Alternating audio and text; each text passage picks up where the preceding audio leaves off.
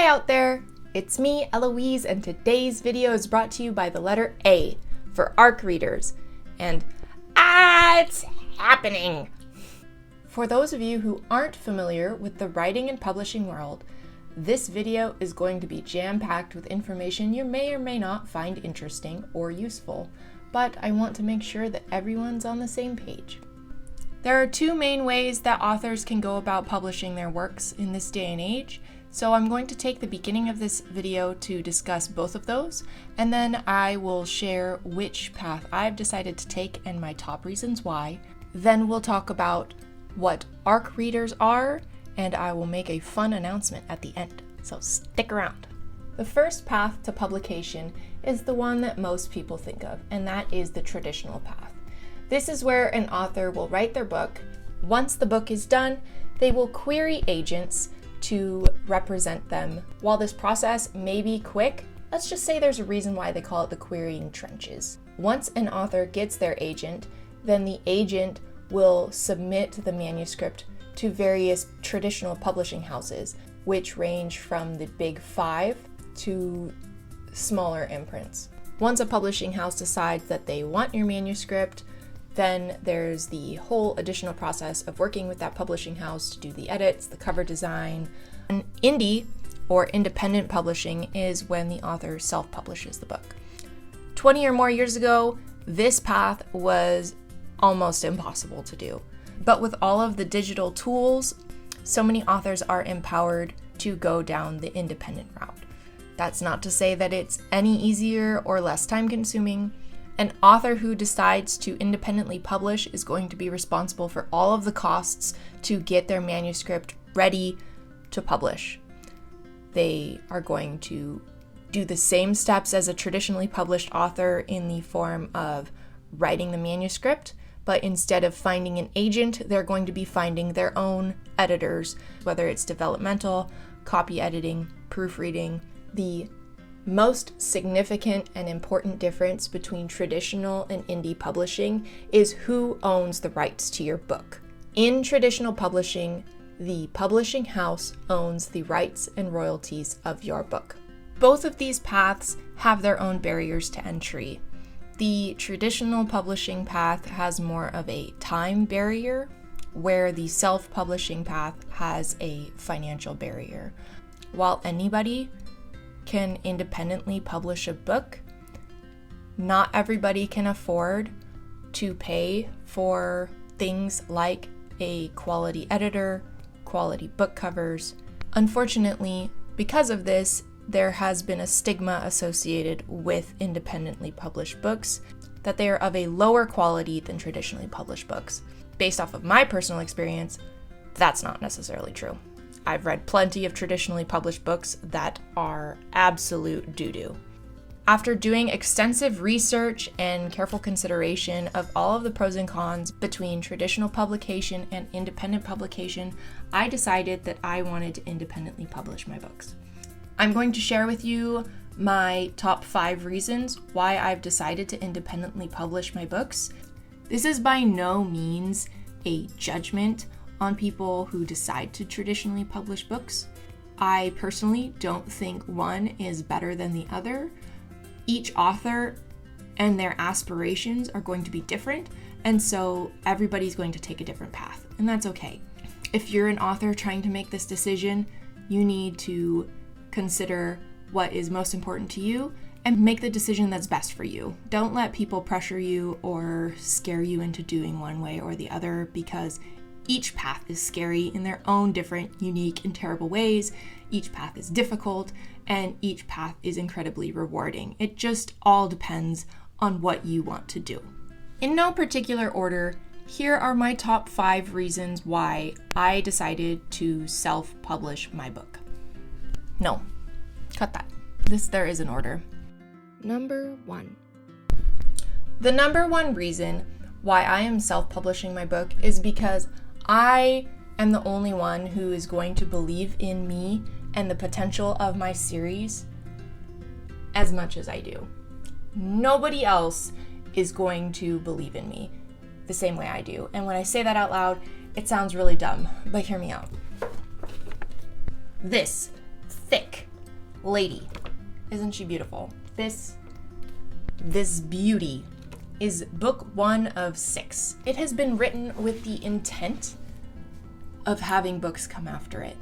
If I were to go try and get this traditionally published, I have no guarantee that I would actually be able to publish all books in that series. Traditional publishing has so many other opinions. I would have to spend so much energy trying to convince other people that I have a vision that is worth the investment and the risk of 6 books.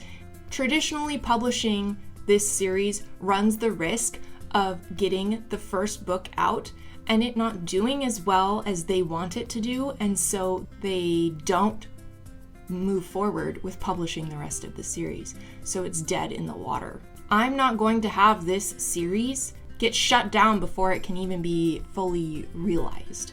I'm just not willing to take that risk. This is meant to be a series, and it's going to be a series. The end. Number 2. One of the things that made it easy for me to choose between traditional and independent publishing is that I've never really had a dream of being traditionally published.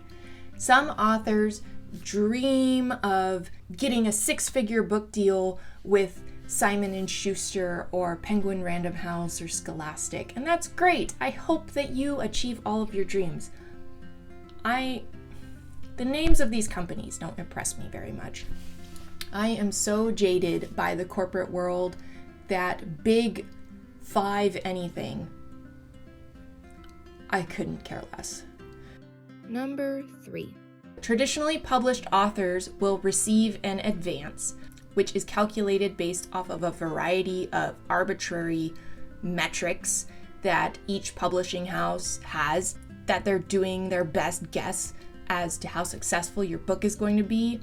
As an accountant, I'm not interested in it. I would rather start getting royalties right off the bat. I would rather have more royalties from the start than have an advance and maybe never see royalties on my book.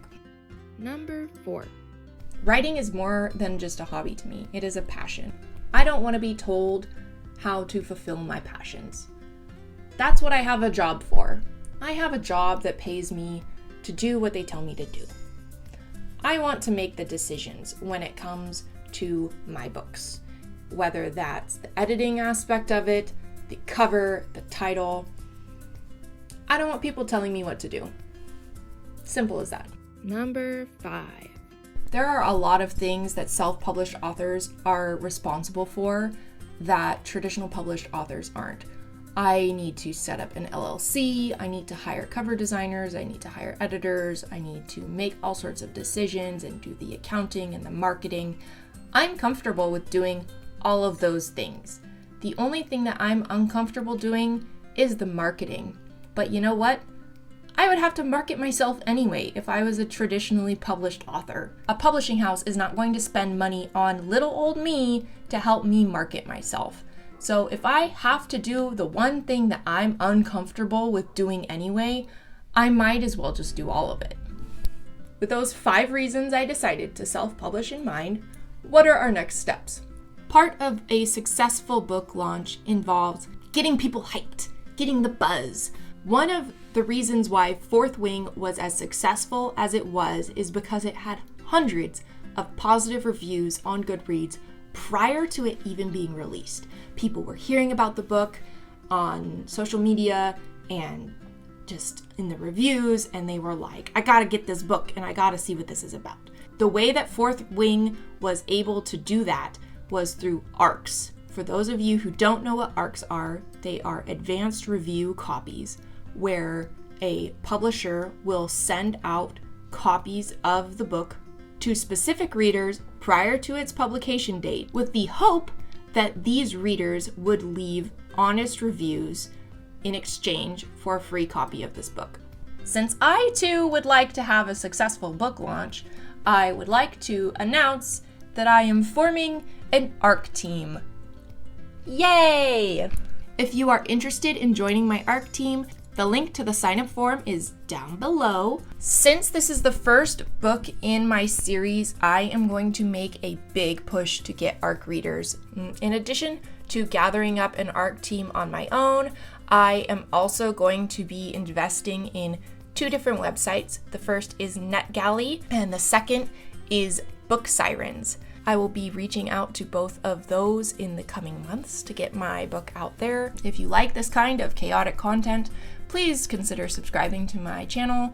I post videos on Friday, and they're pretty okay. If you've made it this far, thank you so much for watching. You're one of my favorite people. That's all I have for you this week. Until next time, take care. Bye! Do you like writing? Yes, I like writing. Do you like mythology? Yes, I like mythology. Do you like my videos? Yes, I like your videos. Then what are you waiting for? Subscribe.